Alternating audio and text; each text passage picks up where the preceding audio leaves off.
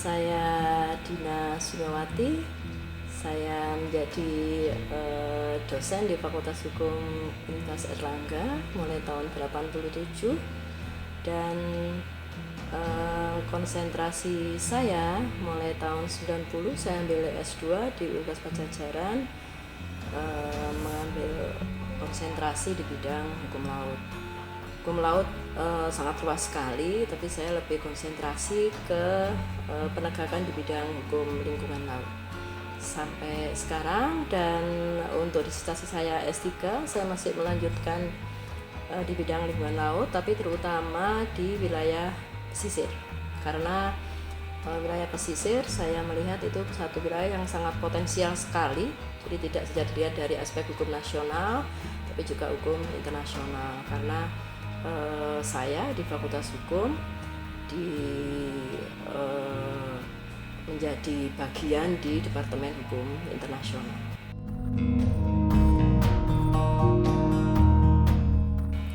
Kalau kita lihat wilayah Indonesia ini sangat luas sekali, kita tahu itu, dan hampir sepertiga penduduk Indonesia itu hidup di pesisir.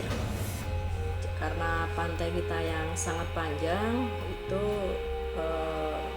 selain dimanfaatkan untuk pengelolaan sumber daya alam, ternyata dalam perkembangannya, terutama setelah eranya pemerintahan Gus Dur, itu mulai dikembangkan.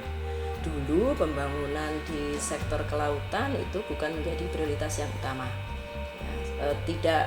Bukan berarti yang laut itu sama sekali tidak dikelola dengan baik, tapi belum jadi prioritas yang utama. Nah, setelah eranya pemerintahan Gus Dur, mulai beliau mengembangkan satu kementerian tersendiri yang tadinya perikanan itu berada di Departemen Pertanian, kemudian berubah dialihkan ke Kementerian Kelautan Perikanan. Nah, ternyata kalau kita lihat di sekian banyak tugas yang ada di Kelautan Perikanan, itu adalah memberdayakan masyarakat pesisir. Nah, sekarang kalau kita lihat dari mulai tahun sekitar 2003 sampai sekarang sudah menunjukkan progres yang luar biasa sekali, terutama untuk pengelolaan sumber daya alam yang ada di pesisir. Yang perlu perhatian, saya kira ini juga hampir semua kementerian saya yakin itu tahu permasalahan ini, karena di pesisir itu begitu banyak keterkaitan antara satu sektor dengan sektor yang lain, gitu ya, sehingga saling tumpang tindih kewenangan, kepentingan, dan di situ ada konflik horizontal, konflik vertikal, gitu. Tidak saja di pesisir yang dekat sekali dengan daratan, dengan di perairan pedalaman, tapi bahkan juga di pulau-pulau terluar. Jadi kalau kita ngomong pesisir itu sampai 12 mil, bahkan di beberapa negara sampai 200 mil. Nah, ini yang belum pernah dikelola dengan benar oleh pemerintah Indonesia. Jadi ego sektoral selama ini yang ada di Indonesia, misalnya kalau kita perhatikan pembangunan pelabuhan itu tidak saja terkait dengan pelabuhan tok, gitu ya, tapi juga misalnya dengan kementerian yang lain, gitu, atau dinas yang lain kalau di daerah, ya. Misalnya terkait dengan batas wilayah dalam Kementerian Dalam Negeri, kemudian luar negeri, agraria, dan lain sebagainya. Inilah yang banyak sekali menimbulkan konflik. Kalau pada saat saya menempuh program S3, saya melakukan riset untuk itu, ada kurang lebih 20-an peraturan perundang-undangan di Indonesia yang mengalami tumpang tindih di bidang pengelolaan pesisir dan kelautan.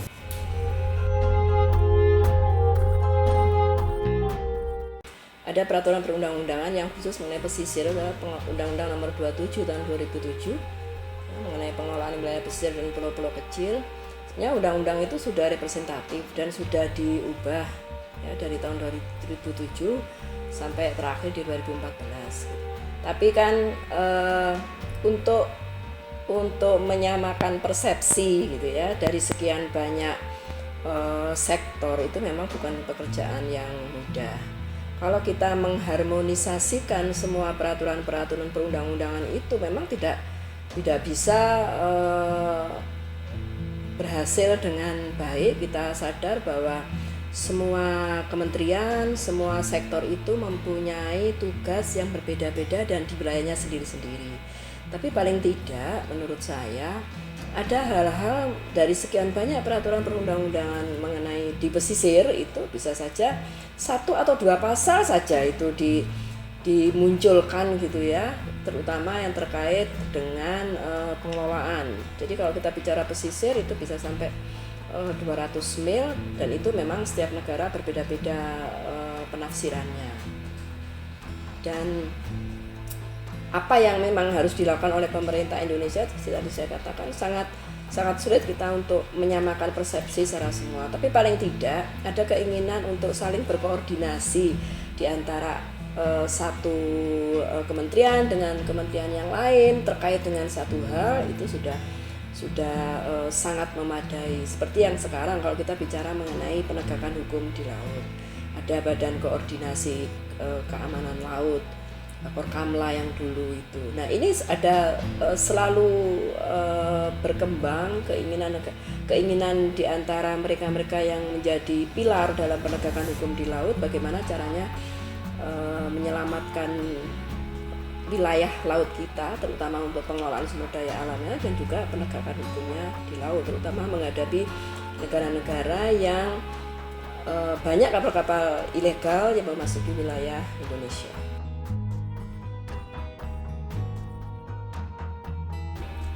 Kalau kita lihat di Indonesia ini, apa sih yang dibutuhkan yang terkait dengan pengaturan di bidang kelautan gitu ya, untuk memaksimalkan. Yang saya yakin sekali ya selama ini peraturan yang ada di Indonesia di bidang kelautan itu kemaritiman, kelautan itu luar biasa sekali banyaknya. Dari mulai level yang paling bawah peraturan daerah sampai peraturan perundang-undangan dan juga keterikutsertaan kita di perjanjian-perjanjian internasional dengan negara-negara lain itu luar biasa sekali banyaknya. Nah sekarang balik lagi ke kita, apakah peraturan perundang-undangan itu dibiarkan begitu saja gitu? Ini yang kadang-kadang membuat kami ini akademisi gitu ya agak kecewa gitu ya, karena begitu banyaknya peraturan dan itu dikemas dengan sebagus-bagusnya tapi tanpa ada penegakan hukum, itu rasanya menjadi hal yang sia-sia. Saya sangat berharap sekali dari sekian banyak peraturan yang ada itu pemerintah Indonesia melakukan pengawasan yang sungguh-sungguh terhadap implementasi dari peraturan perundang-undangan itu.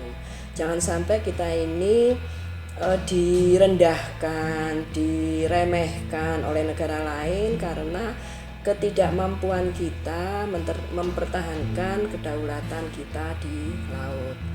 Nah, kalau kita mau tegas sedikit gitu ya, sedikit saja tegasnya, mungkin negara-negara tidak akan mempermainkan kita, misalnya ada illegal fishing, human trafficking atau apapun gitu ya, atau masuknya kapal-kapal asing ke wilayah kita yang itu melanggar kedaulatan negara kita. Negara lain bisa melakukan itu, ditembak atau apapun gitu ya, tapi kita kan selalu pendekatannya lemah gitu ya untuk seperti itu. Oke, memang biasanya terkait dengan HAM dan lain sebagainya, tapi kan satu ketika negara lain bisa gitu ya, kenapa kita tidak? Nah, maka diperlukan ketegasan pemerintah untuk melakukan penegakan hukum di laut, terutama untuk mempertahankan sumber daya alam yang ada di wilayah Indonesia.